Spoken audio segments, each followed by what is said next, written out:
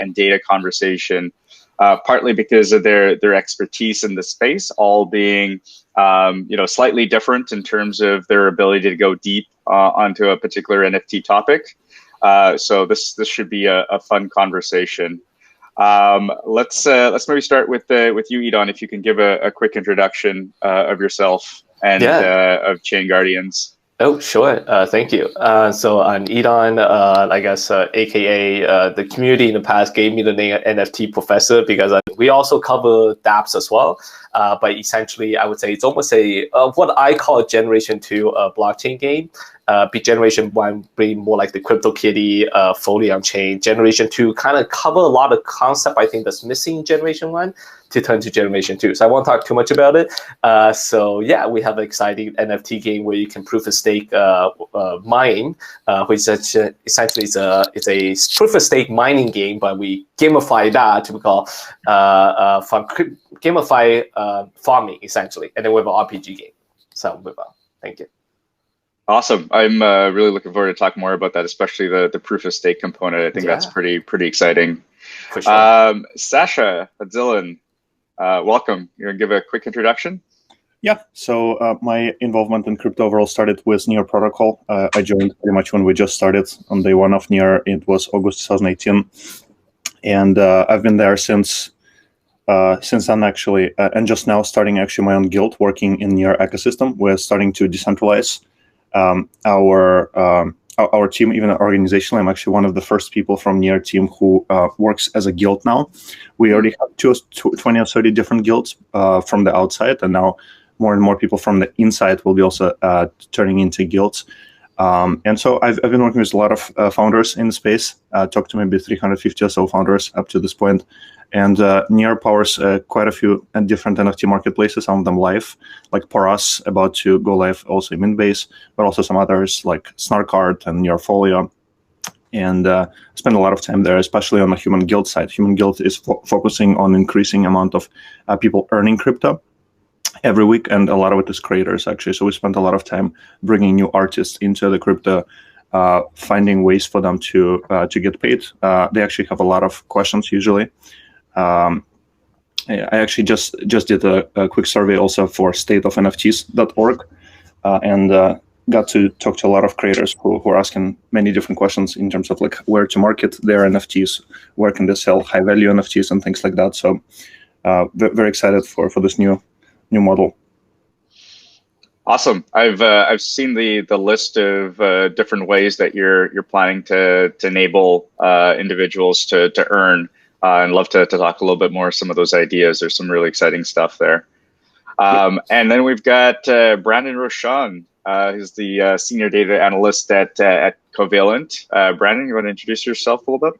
Yeah, so I come from a background of engineering and finance, kind of paired those together. So a lot of my experience so far has been more research on the finance side. But like a lot of people, I started to do some research into NFTs here as of late. And so I've got a lot of data questions, I guess, and more of a data perspective. So that's my background. Most of my research so far has been on, the traditional finance stuff going on in DeFi. But I'm excited by these NFTs, and the data is a challenge, that's for sure.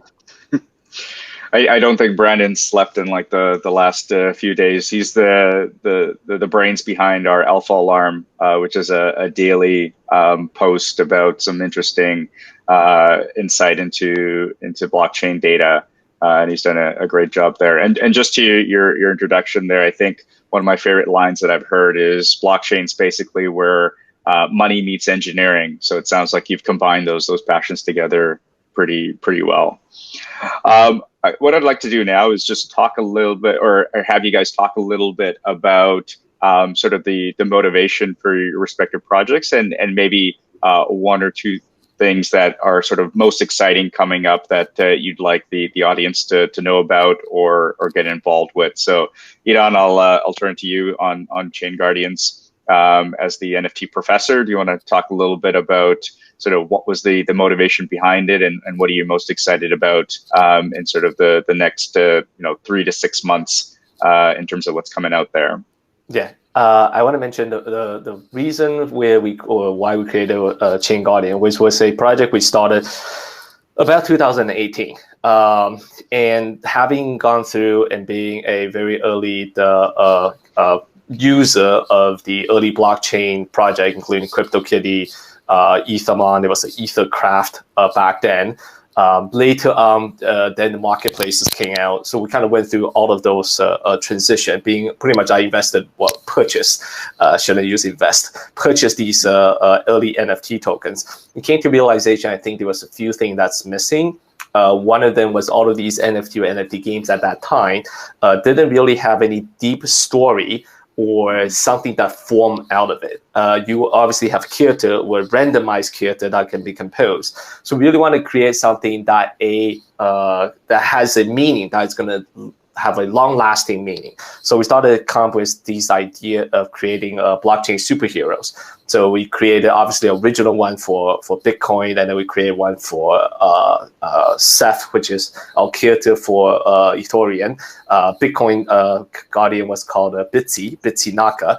So we wanted to create obviously these heroes by having a lot of depth to it. Our comic artists, also previous comic artists, had worked for Marvel, DC, and as well Disney. So we were very lucky to be able to work with, say, artists which we knew for a long time which happened to be in this field. And we're able to create this blockchain superhero. But then the next step problem was about these layer 2, or I shouldn't say layer 2, the second generation of NFT in my mind, back even from 2018, was most of these NFT didn't really have a purpose outside of its own platform. So we really want to demonstrate the fact of how can we make use of the NFT, even if the NFT no longer are being developed. So we want to create an inclusive platform which can allow other interoperability of NFT essentially. So we created both our RPG game and also our NFT mining platform, which supports not just our own NFT, but any NFT out there. So that was kind of adding the use case to NFT for essentially the immutable or forever. So that's kind of the goal of the project.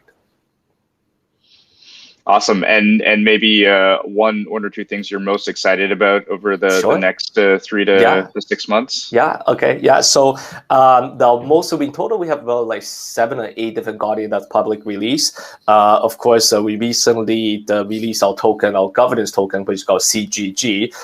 This was about almost a week ago. So it was launched over Polkastarter, and obviously went very well from a 10 cents per token to I think close to $3 now. So we're kind of pretty well launched. So we are obviously following up with a lot of different Guardians. Each one actually takes about 4 to 6 weeks at minimal. I actually want to say it takes 2 or 3 months. We built one for Matic Polygon, probably like one of the earlier ones, almost I would say a year and a half ago. That one was, we worked with the executive team to create that. We have one for Binance, or with the directors over there at Binance. We have 2 that's upcoming that'll be very exciting. One is for Chainlink. So the Chainlink Guardian is coming out. Now, all of them, there will be some interesting elements of technology that we use that that project for. For example, Chainlink, we are using the VRF, so Verified Randomness Factor, to make the Chainlink character. So there is that. There's one other one. It's going to be on Binance Smart Chain. So it's going to be a second Binance related character. So that's upcoming. The exciting part is we will be having a revealing show. So which means you can actually almost like, when you reveal a brand new model Lamborghini, we're going to have the brand new Guardian for the chain he looks like, and have, our dev team, their dev team, our comic artists come about. So we'll be having really exciting ways to kind of release NFTs. So that's kind of what we're doing next. Very cool. And just out of curiosity, do you have a favorite Guardian? It's, what? Every single new one that comes out, our art is so good. Actually, everyone agree. Every time there's a new one out, that become a new new favorite. Actually, so the latest one that was revealed was actually the Poker Starter one. I wish I can bring up a picture, but you guys will be able to see it soon. When during our launch, we did have him as a character join the kind of was used as the marketing logo image, but he will be officially launched as an NFT character during the revealing show as well. And by the way, there's a live auction for it too, for like one of the earlier catch. So yeah, the new I think we haven't named it, so I'm not gonna say it's a marketing name, but yeah, the Poker Starter character is. But the next one, which is going to be released on Binance Smart Chain, that one is also awesome. It's going to be the new awesome one.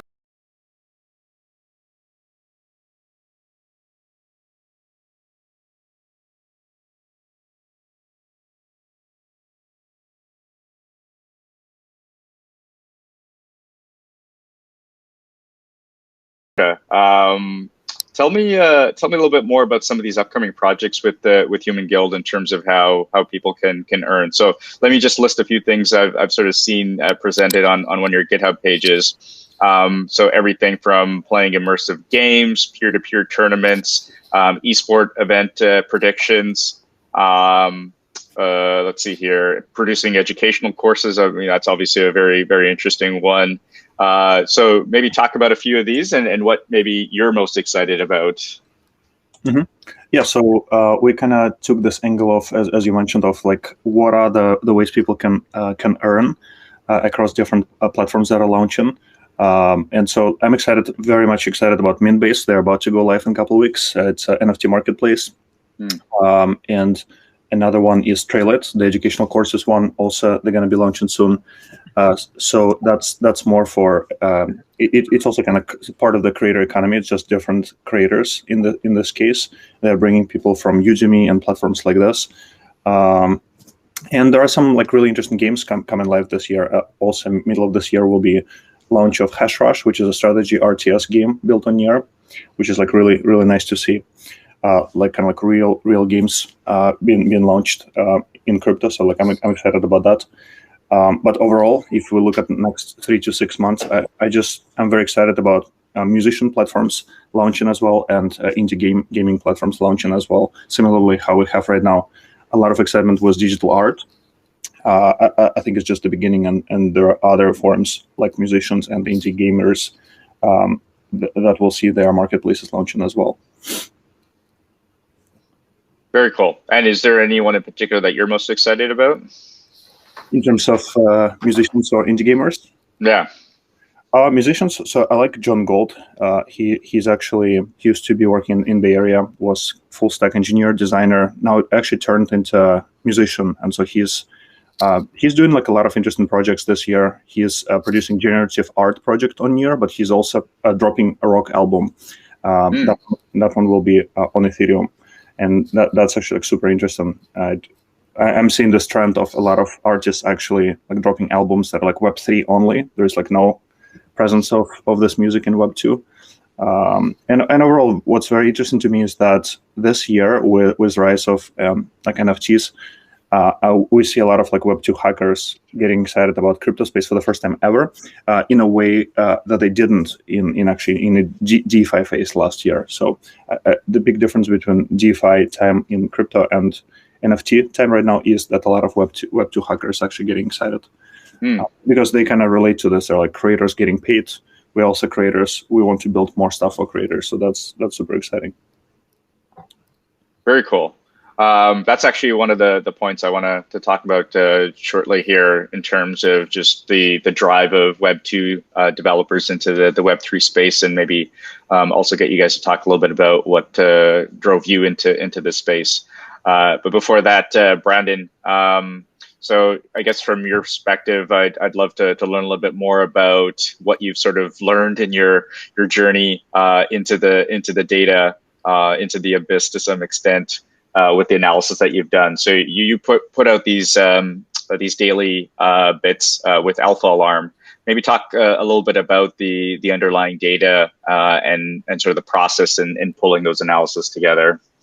Yeah, so the whole point of Alpha Alarm, we started it a couple weeks ago. It's just to provide digestible, bite-sized data across multiple chains on really whatever is popular or whatever fits synergy-wise with what we're going on. It's just my curiosities and what I see. Put it in a chart every single day, and just simple insights. So we actually started to look at how big have NFTs become so far this year, and obviously it's the digital art that has really grown, and it's I don't remember the number off the top of my head, but it's something in the thousands of percent that it has grown since the start of the year, right? So there's serious money moving around now, and I've mostly, because of my background, taken a finance approach to it and trying to look at how much money is moving around, how fast is it moving around, who are the players that are moving around.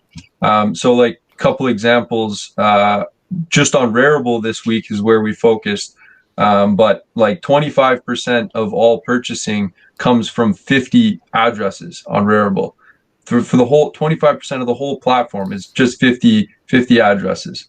And 50% is just 155 addresses. So stuff like that and contextual information, that's kind of what we're trying to just push out, because we get to see it, and it's just, why not just push it out, right? Like it's in line with the whole vision of Covalent, is to just make this data accessible. And I'm doing the analysis anyways for other reasons usually. So yeah, that's kind of the purpose behind Alpha Alarm.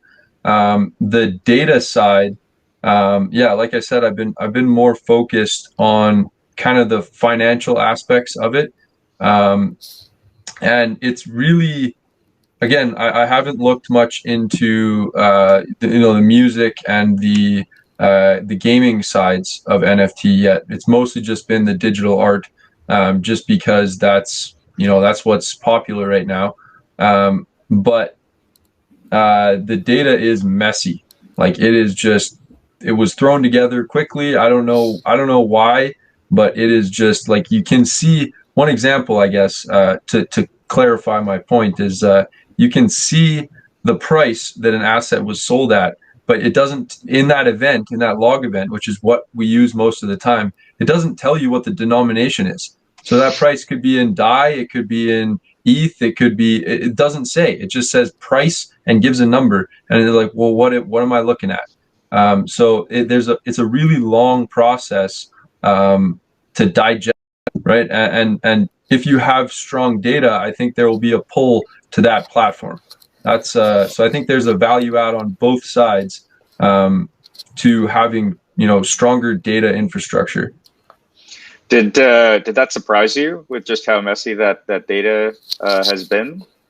I mean, I was a bit surprised, but to be fair, coming from a finance, like all the research that I've done before the NFTs is financial research, and those are usually built by financial people, and so doing financial research on products that are built by financial people obviously is going to be a lot easier, but I think there needs to be a bit more clarity on the data side of NFTs in general. Like if people are putting a significant amount of their capital and speculating, investing, purchasing, whatever you want to call it, with NFTs, I think there's a bit of a responsibility side from the platforms that are enabling this to keep it in line with the principles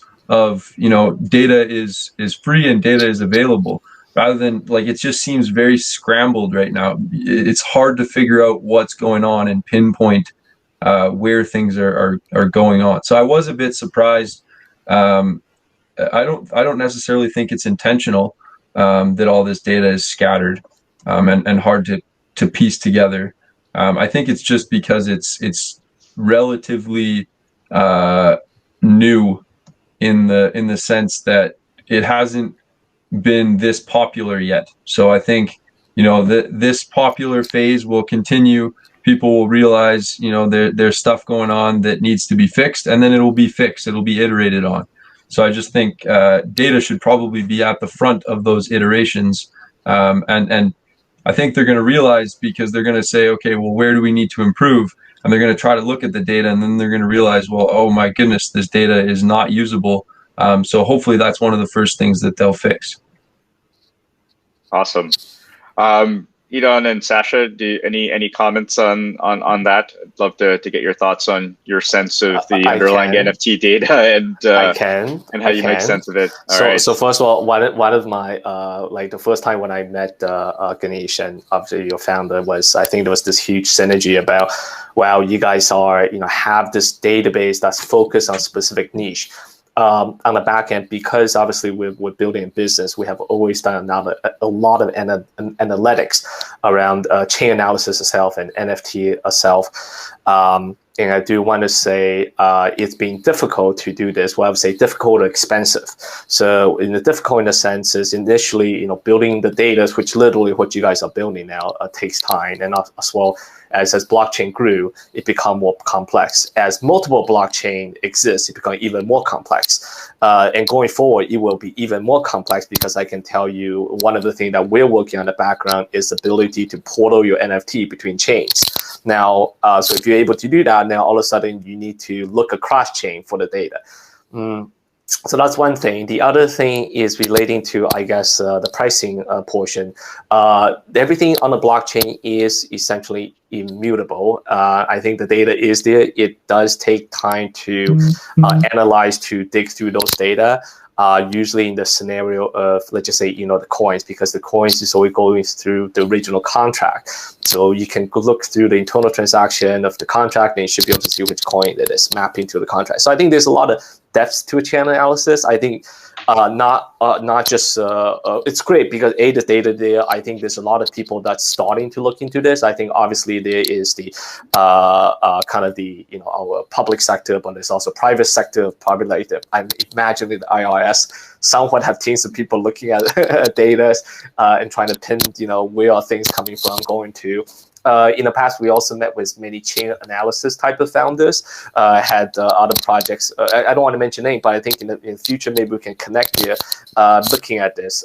Just from our angle, we work with two major sources in the past. One of them, they're not really focused on purely on everything data, right? One of them focus on the marketplace, OpenSea itself.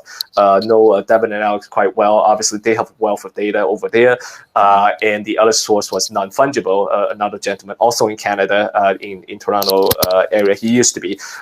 He also had a lot of NFT market intelligence, but it's definitely not in the depth which you can actually do analytics. So again, super excited. One thing, you know, not just from a project level, from a DeFi level, but the reason why we are working with, you know, Covalent is because we know you guys have this data infrastructure, which I think will be awesome in the future for, like, you know, like avoid wash trading, NFT valuation, so much more. So I will stop talking.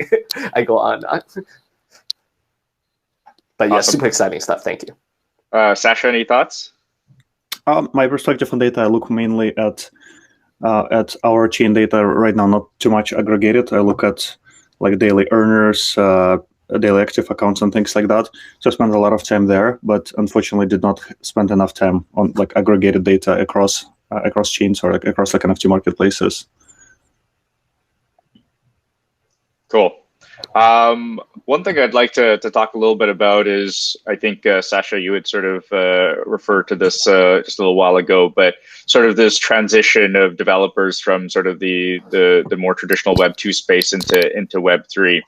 And each of you sort of got interesting backgrounds. I think, Idon, you were at Microsoft before, and then made your way over, and Sasha, you were at MuleSoft and MemSQL. So I'm curious to hear about sort of your motivations and your journey going from sort of the traditional software space over into the blockchain space, and what drove you there, and you know, how can, you know, what would be sort of the pathway that other developers can sort of follow who might be thinking about doing something similar. Let Sasha go first this time. Okay, go ahead, Sasha. Yeah, for us, when we started in 2018, for Near, nobody was actually in the blockchain space. So everybody it was day one in a blockchain for everyone.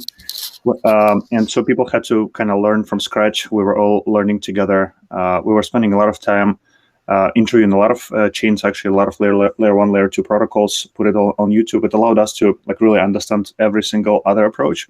So I think it really was helpful to put a lot of effort into research. And there is quite a bit of learning curve in the beginning. And but I would say that Web3 overall for me, it's like way more exciting than like traditional software companies. The interesting thought I remember I heard from somebody from my podcast was that when, I was talking to the first employee of Compound actually, and he was, before this, he was working outside of crypto obviously too. What was interesting, what he mentioned was that every single Web3 project is working in open. So you can always jump into somebody's Discord and actually talk to people and actually see like, which one do you like? Like you can talk to 25 projects or whatever it is and actually compare them. So I think the big difference is that people work in open, fully in open. It's not just like open source. It's actually like open organization almost. And so I think that's very, very, very different. Like MuleSoft did not have like open Discord where anybody can just jump in and ask questions to the founder or something. And so when it comes to also Web 2 talent entering the space, I actually see it right now. Only right now is the point in time when market is opening up for us. When we just started in 2018, we did a lot of also meetup in Bay Area, and it was not super successful at the time. My impression was that maybe there's just too much, tech meetups out there, and therefore kind of like people don't really care about the new technology. Whatever was the reason, but I actually see that right now, for the first time, as I mentioned earlier, right now people actually turning their heads to crypto, especially people who like really into creatives and actually want to support them. And so, software developers, a lot of them see themselves as like creatives. So it's a creative community that's for the first time like ever actually getting excited about the space and like entering the space. Specifically, like starting this year with NFTs becoming like on like forefront of this industry. Very cool. Idon? Yeah, so I kind of want to mention, I'll try to make it as brief as possible. So started with a passion of helping some friends to make video games. From a video game, we were not making games, we were making a way to solve the problem of between games. How come there are no ways to transfer your value? The end of the day, where the moment of reflection is, well, I stopped playing all kinds of video game is because, by the way, so I was on the front page of like the newspaper, like when I was like in teenagers age, for playing too much video game and selling items online. So I was, obviously always a gamer by hobby. Created a help real world people does it. So spent about good 7 years, I would say, looking into history of money. Love to, my favorite people that I look up to is Mike and Melanie from goldandsilver.com and like Kaiser before, Max Kaiser. So they all talk about traditional like finance and money, like real money, because then we realize real world people haven't solved the money problem. So which means because you have, the fiat printing and all that. And then we're like, okay, so then that got us actually into gold and silver for quite a few years. And from that, we're like, okay, but now the next thing when Bitcoin came around, we're like, so in 2015, which was not as early as 2012, we knew about Bitcoin in 2012, but 2015, we started doing some cryptocurrency mining. Went very, I guess, knee deep into that, was pretty much setting up a site in Canada to essentially do cryptocurrency mining, kind of as a hobby, but we went as big as almost 5 megawatt of running this for people. So around 5,000 miners, not super big scale, but still relatively big scale. Then with the kind of my background as a software, and then with the kind of the bear market, there was this huge opportunity where NFT just started. I was just on the side, just playing a lot of NFT games. So that kind of got us into, okay, let's bring back our blockchain's property, immutable, and it's essentially the tamper-proof, or you cannot, it solved the piracy problem. So yeah, it's just like the perfect combination of what we want to do. So that's how we got into NFT gaming. Very cool. And did your parents have anything to say about you being on the front page? No. Well, I guess they were kind of proud. My dad went to the local shelf stand and just bought every the person's like, why did you buy all the newspaper? And he still have boxes of it. So awesome. Yeah. You'll have to turn that into an NFT and share that out at some point.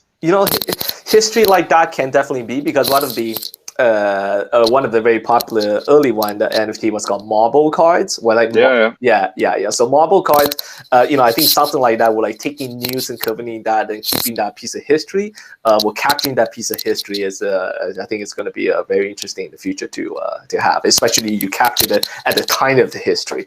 NFT is going to be a lot of interesting stuff in the future. Very cool. And Brandon, I know you're still relatively young and moving into the workforce here, but what's got you sort of excited to even enter this space? I mean, just it's the data, right? Like Idon said, it's immutable. It's there. It is all there. And so that's my favorite part, is just I can sit down for an hour, 2 hours, 28 hours, whatever it is, and just hack away on this data and come up with some really cool insights. And that's really what gets me fired up, is that I can take this sea of, Covalent has over 100 billion rows of data, multiple terabytes, right? So I have so much at my fingertips, and all I have to do is figure out how to connect all the dots. And so it's just really exciting. And a lot of people, just because that data is there doesn't make it usable. And that's why Covalent exists, right? Because it's all disjointed and it's not too difficult to put it together.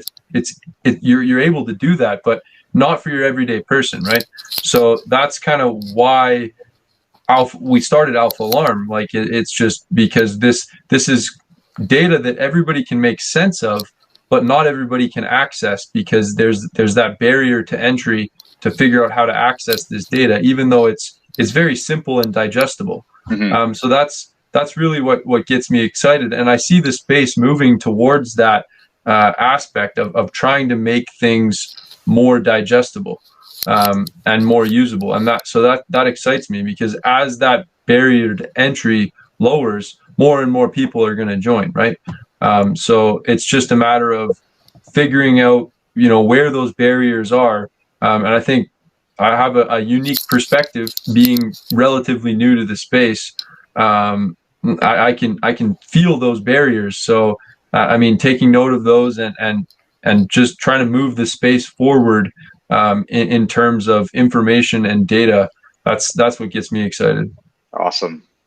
Kind of nicely dovetails into sort of the last question I had here for you guys, and obviously seeing just incredible frothiness in the NFT space right now, where everything from collectibles to even audio flatulence is going on for sale and being sold. So I'm curious to hear what you think the next 6 months is going to look like. Let's say 6 months to a year is going to look like in the NFT space, and as we get towards mass adoption, what do you sort of see? How do you sort of see this the space transforming? Yeah, I can try to take that out. So I think first thing is, I think even the one step back to take a look at it one level higher is you look at the macro landscape, which is Ethereum got very congested. A lot of the traffic, obviously due to Uniswap with the DeFi, all the liquidity providing, all that stuff is taking up the gas. There is a lot of shift to both Matic Network and a BSC, Binance Smart Chain. So I think those two ecosystems, you'll also start seeing a lot of I guess you can call it like noises, or a lot of development coming out in terms of the NFT space. So now I think NFT is hot. And obviously, one other thing is obviously the Polkadot ecosystem that's kind of starting to come surface as well. So I think the landscape will change a little bit in terms of more of that coming on, I think the ability to make NFT has also become much more easier. You have a lot of platform that's coming out, which is traditionally like platform like Engine. Nowadays, a big one coming up is Immutable X. I think the fact that you don't need blockchain knowledge to make NFT, is coming out. Marketplace like OpenSea themselves have a storefront which you can make your own NFT. So making NFT no longer as difficult. But you do see that some of the original series, such as CryptoPunks, which was essentially the first NFTs, you see that all of a sudden they have like massive value, because I think it's this effect of having these NFT early because of the immutable property. You have one of the oldest NFT out there. So I think project that is persistent to kind of continue to develop their project over time, people recognize and see that as literally like, antiques many years down the road, because you will have, anyone can make NFT. You can click a button on my mobile phone, take my selfie into an NFT. Everything will become NFT because it's much cheaper to make.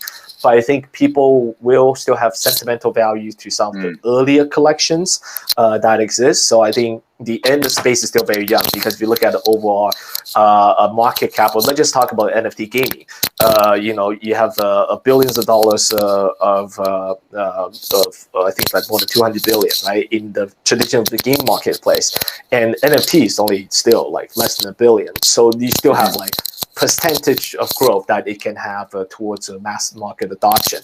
So again, it's still early. I think that's why any developer coming in, I think this is still a great opportunity to come in, although we are seeing some things are going ridiculously high prices pegged in a fiat currency. But if you look at it pegged into like an ETH or Bitcoin currency, it's still about the same. So in ChainGuardians NFT, we originally sold items at anywhere from 0.25 to 5 to 10 ETH, and we're lucky because we continue to develop it. We're still selling on 0.25 to 5 to 10 ETH, so actually went up a little bit in ETH value. But which means we used to sell things for $100. Now we're selling the same thing for like $10,000, just because we are one of the earlier projects. We are keeping essentially using ETH as a measuring stick.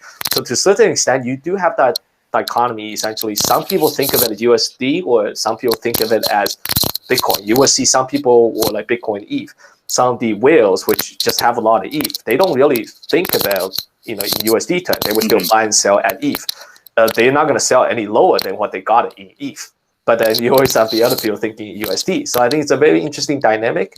I think, again, NFT will become more and more. There are going to be a lot more out there. I think any developer, I would obviously suggest to continue to just look at it, just to make great experience, great ecosystem. I think the NFT ecosystem will really thrive. Yeah, I can echo a lot of those points. I mean, I like the point where you said the original projects are going to have that value just because they are original projects, right? And I've seen that in the data already, and they already have more value. But kind of the perspective there is like what's early and what's not early. Like, is this still early? And I mean, I definitely think it is early, but there is specific projects that are like yours that are much earlier than all the other ones, right? And I do think those will hold value better. But from to Harish's point about the frothiness of everything, I think that's brought on by the fact that the barrier to entry on these NFTs platforms has been lowered, and it has been lowered on the front end. So you can easily make an NFT and you can easily sell one. But you can't easily, track the statistics of similar NFTs or of who's purchasing. Like, it's easy to do if you know what you're doing, but it's not as easy as it is to just make an NFT and sell one, to actually, make an investment decision about it. So I think it's when people are coming in and making NFTs because it's cool and because it's useful. I mean, that's awesome, but there's also the crowd that's coming in for the speculation and the quick buck. And I think that's gonna, but it happens with every every time there's something new and exciting, this happens. So I don't think it's not a big worry. But I do agree, like the older projects are going to hold value a lot better. And those ones you can maybe look at as an investment, but just your regular NFTs, those should be used for entertainment purposes, not financial investment purposes, right? That's just what I've seen so far in the data. Yeah. Yeah, I think at the end of the day, you will likely, I'm guessing, like, maybe like 10, 15 years down the road, you'll be like, the Black Lotus, the shiny Charizard Pokemon card. I think NFTs may likely become one of those. Because I remember, like, back in like 20 years ago when I was like at a store looking at the unlimited edition mint Black Lotus card, and I was like, $200. I was obviously still a student back then, but now it's like, how much is a Black Lotus Magic card, right? So yeah, I think that's a good analogy for sure. Yeah. And hopefully not like Pogs that came in and out really quickly and didn't really linger around. And then there's the Pogs. Yeah, I don't think I think NFT will hold its place. For sure. Sasha, I want to give you an opportunity. Any thoughts on where you see the NFT space going in the next 6 months to a year, and sort of driving that adoption of NFTs? Yep. Yeah, so on one hand, I agree, it's definitely frothy right now. Some of it is driven by Ethereum gas prices, some of it is driven by speculation, some of it is driven by amount of wealthy people in the ecosystem. So there is definitely frothy prices happening right now. There's no question about it. But on the other hand, I definitely see emergence of, as I mentioned earlier, of like other types of creators specific platforms launching. So we have 3 different musician platforms launching. We have 2 different indie gaming platforms launching. So definitely, I see that there are like other verticals that will be happening, in which essentially digital art is just the first one. And in the next 3 to 6 months, we'll see a couple others. It's not going to be crazy momentum there. It will be just early users, I think. But I think it's just evolution. It starts with like one class, but then people will realize it. Well, it's just media. It's not just art, and more and more of these platforms will emerge, and then others will start getting momentum after. Yeah, I think that's a really good point, actually. Like the frothiness of it brings in the speculation, and it brings in the capital. And there's going to be a lot of projects that fail, but a lot of projects that succeed would not have started had there not been the frothiness, right? I think that's a really important point. So it's not that it's a bad thing. I think I think that's a good perspective. It's actually a good thing because it'll speed along the adoption and the mainstream aspect of it for sure. That's a good point. I just want to touch on, I think one of the elements we haven't touched on in this call, which is definitely the utility portion. I think in the future, it'll be very interesting if these are, let's say, artwork that you're buying. It becomes, let's say, access tickets to, let's just say, a musician comes out with the NFT, but to attend its concert, you just have to have its NFT. You bring up the NFT, you tap your, your NFT bind hardwares, and then you can get access. Actually, I happen to have it here. So we created this watch from 2 years ago when we first launched. It has a Captain David Exotic. Sorry, you can't really see it well, but it has there we go, a captain's picture. David Exotic is actually combined Devin and Alex's name. We designed the watch after the OpenSea, our very first NFT character. And in that case, this watch is tied to a NFC chip. So it's like your credit card chip. When you tap on the watch, it tells you that you have a proof of authenticity. Like you can see it comes up to say, hey, you detect the watch. It tells you it's an authentic watch, and it's tied to an NFT. So all I need to do is to tie to a specific NFT. So I can go to a concert to say, tap my watch. Yep, you have the NFT coming. So I don't need tickets. So you have access, you have all kinds of utility. We're gamifying this. So which means halfway through playing our game, if you want to pull a special move or a special counter, you have to tap the watch. But maybe you have to tap, your other other asset in order to do this other NFT move. So you're connecting physical world via NFT to the game. So there's a lot of stuff that's coming up, super exciting. So really, I think just beyond NFT, from an artist perspective, from a game perspective, there's just going to be so much more depth and value into it. Well, like you'll be able to stream a video or stream a music only if you have the NFT. Otherwise, you know, if you don't have that wallet, you can't play that music. Like a license. So, yeah, like a license. So there's going to be so much more stuff into it. So we're just barely scratching the surface. So yeah, I think super excited. That's so cool, you know, and I think that also ties in, Sasha, with sort of what you're envisioning with the ability to earn through all sorts of gaming applications and tying that into the utility itself. Yep. Very cool. This has been a fantastic conversation, guys. Thank you so much. We're at time here. Any last closing remarks? Anything that you want to maybe have the audience know about, whether it's recruiting or anything specific to your respective projects that you'd want the audience to know about? I can start first. So our RPG game have been developing for almost I guess almost 2 years now. We're finally going to be releasing around April timeframe. In the past, there is a very little play to earn element, so that is actually now coming out, which you can actually play to earn. It's actually free to play as well. So you have free to play elements, and then you have play to earn earn crypto, and then you can obviously connect your wallet to convert into our token and trade for value. But one exciting things coming up is we just launched our PvP. So you have the RPG game, you have the PvP. You can find other players to play and compete and also earn while you play. So that's coming out. So ChainGuardians.io, obviously, I think market ourselves a little bit. Yeah, thank you. Absolutely. And how about you, Sasha? Yeah, for us, it's HumanGuild.io is our early website. It's just a GitHub Markdown right now, but we'll have a nice website soon. Yeah, you can join our Discord. It's there at the end of this write-up, and kind of see how we're going to be building Swarm from scratch or become part of it. Oh, very cool. Awesome. And Brandon? Yeah, we're still pushing Alpha Alarm, so I'm gonna make that plug right now.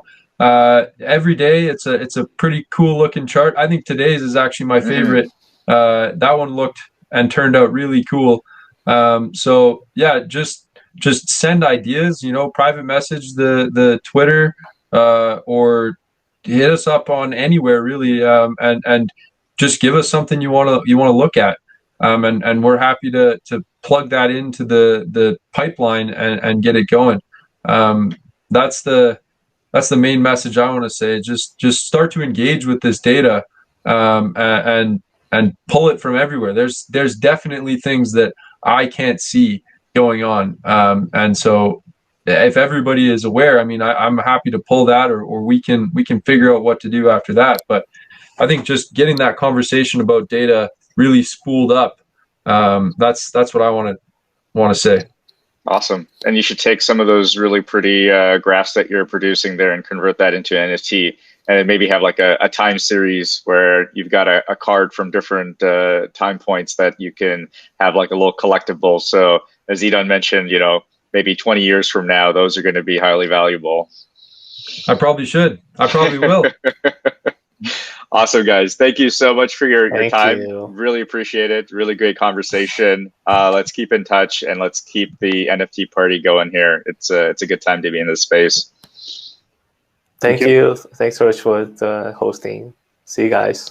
Bye. Thanks, Thank guys. you.